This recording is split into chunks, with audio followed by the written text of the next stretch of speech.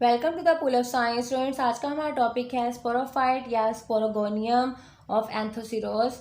तो आज का हमारा जो है ना ये लास्ट टॉपिक है। उसके बाद एंथोसिरोस की टाइप जो है वो कंप्लीट हो जाएगी। तो हम देखते हैं, प्रीवियस लेक्चर में हमने फर्टिलाइजेशन की थी और इससे जाइगोट बन गया था। अब जाइगोट के अंदर डेवलपमेंट होगी और बन जाएगा स्पोरोफाइट यानी स्पोरोगोनियम। अब स्पोरोफाइट जो है ये बहुत ही यूनिक फीचर है एंथोसिरोस का। स्पोरोफाइट जो है वो गेमेटोफाइट के ऊपर डिवेल्प होता है एंथोसिरोस प्लांट के अंदर, लेकिन जो मेच्योर स्पोरोफाइट होता है वो गेमेटोफाइट के ऊपर जो है वो कम्प्लीटली डिपेंड नहीं होता। अब स्पोरोफाइट की बॉडी जो है वो दो चीज़ों से मिलकर बनती है, फुट एंड कैप्सूल।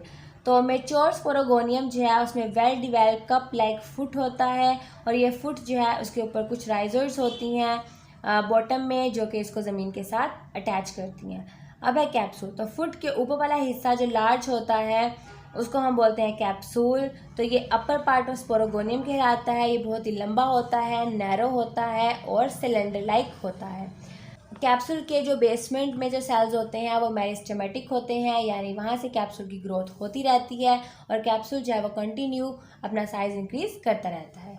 इसके अलावा कैप्सूल के सेंटर में कोलियोमेला जो है वो प्रेजेंट होता है। नैरो रीजन जो होते हैं वो कोलियोमेला से इंसर्कल होते हैं, यानी जो बारीक बारीक रीजन होते हैं, तंग रीजन होते हैं, वो कोलियोमेला जो है वो उनके अंदर होता है। दिस रीजन जो है contain spores and multi cellular इलेटर्स। इसके अलावा ये जो कोलियोमेला है इसके अंदर स्पोर्स होते हैं, मल्टी सेलुलर इलेटर्स होते हैं। इलेटर्स कहते हैं सीढ़ियों को जिसमें स्पोर्स जो हैं वो तरतीब से लगे हुए होते हैं। इसके अलावा आउटर मोस्ट जो एपिडर्मल लेयर होती है वो क्यूटिनाइज्ड वाल से मिलकर बनी हुई होती है, यानी एपिडर्मिस के ऊपर क्यूटिकल की भी एक लेयर होती है एक्स्ट्रा प्रोटेक्शन के लिए। इसके अलावा एंथोसिरोस की जो स्पोरोगोनियम बॉडी होती है उसकी एपिडर्मिस के ऊपर जो है वो स्मॉल स्टोमेटा भी होते हैं जो दो गार्ड से मिलके बनते हैं। तो एक स्टोमेटा के दो गार्ड सेल्स होते हैं जिनसे मिलके एक स्टोमेटा बनता है, लेकिन यहाँ पे स्मॉल साइज के स्टोमेटा जो है वो पाए जाते हैं। कैप्सूल वाल की जो सेल्स होती हैं उनके अंदर जो है वो क्लोरोप्लास्ट पाया जाता है। इसके अलावा जिसकी वजह से स्पोरोफाइट बॉडी जो है वो फोटोसिंथेसिस करती है, अपनी खुराक खुद बनाती है। स्पोरोफाइट जो है वो गेमेटोफाइट के ऊपर डिपेंड नहीं करती। मेच्योर स्पोरोगोनियम की जो वाल होती है वो टिप से या एपिक से यानी टॉप से जो है मिडल से रप्चर हो जाती है और दो हिस्से जो है वो बन जाते हैं इस बॉडी के। जब दरमियान से ये बॉडी ब्रेक होती है तो कोलियोमेला जो है वो हवा में एक्सपोज हो जाते हैं, नज़र आना शुरू हो जाते हैं और हवा से जो है उन कोलियोमेला में जो इलेटर्स होते हैं यानी जो सीढ़ियाँ होती हैं जहाँ पे स्पोर्स जुड़े हुए होते हैं वो स्पोर्स हवा से वहाँ से बिखर जाते हैं। अब हम देखते हैं कि डेवलपमेंट ऑफ स्पोरोगोनियम एंथोसिरोस के अंदर किस तरह होती है। तो प्रीवियस लेक्चर में हमने जाइगोट बनाया था, तो जाइगोट की फर्दर डेवलपमेंट होगी और फिर बन जाएगी स्पोरोफाइट बॉडी। तो जाइगोट को हम कहते हैं उस स्पोर के अंदर दो वर्टिकल डिवीजन होगी, वन ट्रांसफर डिवीजन होगी और बन जाएंगे 8 सेल्स यानी 8 सेल्स बन जाएंगे। ये सेल्स जो हैं वो इस तरह अरेंज होंगे कि 4-4 सेल्स के 2 टायर्स बनाएंगे। तो cells of lower tier divide to form a massive foot, यानी नीचे वाले जो 4 सेल्स होंगे वो डिवाइड करके फुट बना देंगे स्पोरोफाइटिक बॉडी के, और फुट जो है वो गेमेटोफाइट टिश्यू के अंदर पेनिट्रेट हो जाएगा ताकि बॉडी जो है वो गेमेटोफाइट के साथ जुड़ी रहे, क्योंकि अभी ये बॉडी बन रही है। जैसे ही स्पोरोफाइट बॉडी मैच्योर हो जाएगी तो फिर ये गेमेटोफाइट के ऊपर डिपेंड नहीं करेगी। लोअर सरफेस जो है फुट का उसके ऊपर राइजर्स लाइक स्ट्रक्चर्स होते हैं ताकि ये गेमेटोफाइट बॉडी के अंदर ईजिली पेनिट्रेट कर जाएं और उसकी बॉडी में ईजिली धंस जाए यानी एम्बेडेड हो जाए। अब हम देखते हैं कि अपर टायर जो है उसके सेल्स में ट्रांसफर डिवीजन होती है और बन जाते हैं 2 और 3 टायर्स ऑफ सेल्स। 2 और 3 टायर्स ऑफ सेल्स बने हैं, इनके अंदर पेरिक्लाइनल डिवीजन होंगी यानी इररेगुलर डिवीजन होगी, अंदर से बाहर से इररेगुलर ये डिवाइड करके 2 तरह के ग्रुप ऑफ सेल्स बनाएंगे। इनर वाले जो ग्रुप ऑफ सेल्स होंगे वो होंगे एंडोथीसियम और आउटर वाले जो ग्रुप ऑफ सेल्स होंगे उन्हें कहेंगे एम्फीथीसियम। अब एंडोथीसियम, एंडो मतलब इनर वाले, तो एंडोथीसियम सेल्स जो है फर्दर डिवाइड करेंगे और सेंटर में कोलियोमेला बना देंगे, और जो एम्फीथीसियम सेल्स हैं ये फर्दर डिवाइड करके आउटर जैकेट इनिशियल बनाएंगे और इनर स्पोरोजिनस टिश्यू बनाएंगे। अब स्पोरोजिनस टिश्यूज जो हैं उनको हम आर्चिस्पोरियम भी कहते हैं, और जैकेट इनिशियल जो है ये फर्दर डिवाइड करके स्पोरोगोनियम की वाल जो है वो बना देंगे। अब जैकेट की आउटर मोस्ट जो लेयर होगी वो एपिडर्मिस बन जाती है और उसके ऊपर क्यूटिकल जो है वो बन जाती है, इसलिए इसको हम कहेंगे कि एपिडर्मिस क्यूटिनाइज हो जाती है। सम एपिडर्मल सेल्स जो हैं वो वर्टिकल डिवाइड करते हैं और गार्ड सेल्स बनाते हैं, यानी स्मॉल स्मॉल स्टोमेटा अपने अंदर बना लेते हैं। आर्चीस्पोरियम यानी स्पोरोजेनस टिश्यूज की जो थिकनेस होती है वो लेयर्स पे डिपेंड करती है। सिंगल या 4 लेयर्स जो हैं वो आर्चीस्पोरियम में हो सकती हैं, जिससे स्पोरोफाइटिक की जो थिकनेस है वो डिपेंड करेगी। ये लेयर्स जो हैं वो अल्टरनेट अरेंज होती हैं, यानी कुछ लार्जर लेयर्स होती हैं सेल्स की और कुछ स्मॉलर सेल्स की लेयर्स होती हैं। लार्जर सेल्स जो हैं उनको स्पोर्स मदर सेल्स कहते हैं और ये म्योटिकली डिवाइड करते हैं और 4 स्पोर्स बनाते हैं।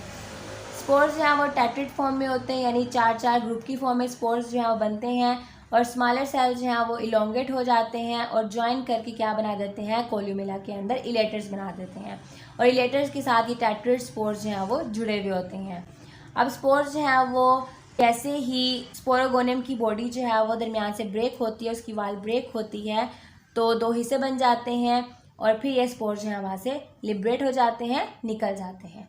तो हम डायग्राम से देख लेते हैं कि स्पोरोगोनियम जो है वो कैसे उसकी डेवलपमेंट होती है एंथोसिरोस के अंदर। तो ये हमारे पास है जाइगोट यानी oospore, इसके अंदर 2 वर्टिकल और 1 ट्रांसफर डिवीजन होगी और 4 सेल्स के 2 टायर्स बनेंगे, यानी 8 सेल्स बनेंगे। अब सेम वही सिचुएशन कि हमें यहाँ पे 4 नज़र आ रहे हैं, 4 जो है नज़र नहीं आ रहे, तो 4 जो है वो इसकी बैक साइड पे हैं, तो आपने इसको फर्ज करके ही चलना है।